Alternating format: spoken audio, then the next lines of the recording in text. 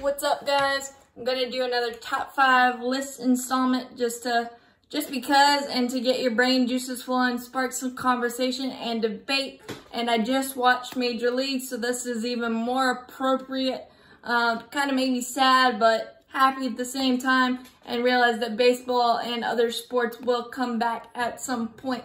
The top 5, my personal top 5 unbreakable MLB records, and I realize there's countless records that you could put on this list, but these are my top 5 that came right off the top of my head after some discussion with my dad, that just these are definitely never ever going to be touched due to the, well, maybe not ever be touched, but the modern day baseball, the way pitchers are handled with so much care, pitch counts, bullpen specialization, and roster specialization to be more specific. But our national pastime has just been such a great game from the very beginning, and some of these numbers that players put up are just unfathomable, and I wanted to recognize some of them as well. Number 5 will be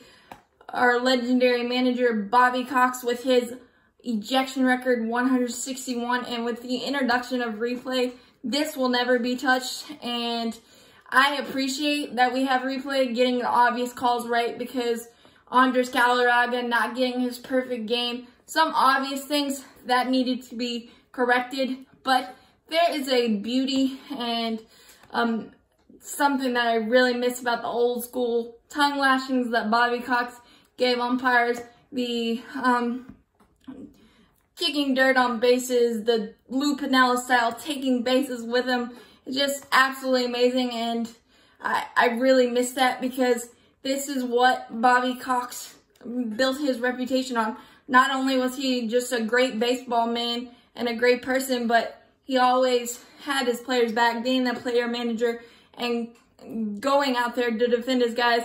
And sometimes he just did it to light a spark when our team was flat or the crowd was flat. He just did it to give us a spark, and many of those times we might not have won the game, but we came back with a nice comeback when he did it. And I just miss that, and I wish I was a fly in the stadium for some of them, because I'm pretty sure he would have given me some creative cuss words that would have been internet friendly, shall I say, or not, but it would have just been nice to be a shadow in some of those moments, because some of those were legendary, and I'm proud to say I witnessed most of those on TV at the very least. So get well soon, Skip. This one was a personal favorite of mine. Number 4 is, I put this at number 4 because I think it's the one record on my list that could possibly be broken because of the amount of talent that we have in Major League Baseball now, hitters wise. The Joe DiMaggio 56 game hit streak. I don't think it'll be broken because, like I said, bullpen specialization, pitchers, pitch counts, it just how talented our pitchers are throughout bullpens and throughout staffs. It's really, you're happy to get one hit off of some of these guys.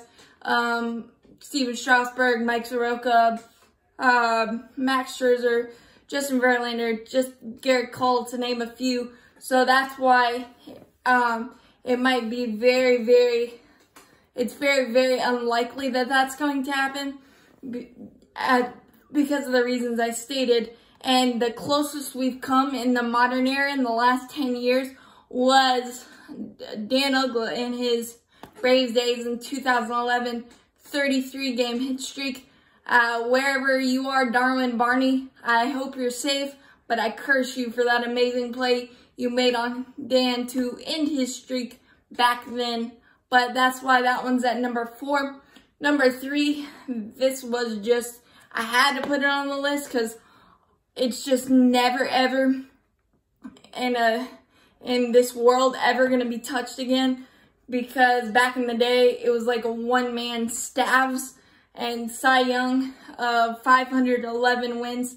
I want to go back in a time machine and just watch him tear up lineups and be a master at his craft for just 1 week. I just don't know how his arm didn't fall off. And if James Andrews was alive, then I bet a lot of these old school players would have to have Tommy John surgery with the amount of innings they logged and decisions they had. But 511 wins and 311 losses, both records that will never be touched because of all the things I've stated previously, and just because nobody can sustain that level of being that good and just that level of health in general. But he got the Cy Young Award named after him, so that's a good consolation prize, and those stats never, ever, ever touched. So that's why that one's number 3. Number 2 is another pitching record that I can't believe I'm saying because, wow, Nolan Ryan, 7 no-hitters in 1 season. I don't even know what to say, because nowadays, if you throw 1 no-hitter, you are the lead story of SportsCenter, hour after hour for the next week. And to dominate lineups that consistently and to no-hit teams 7 times, I don't even know.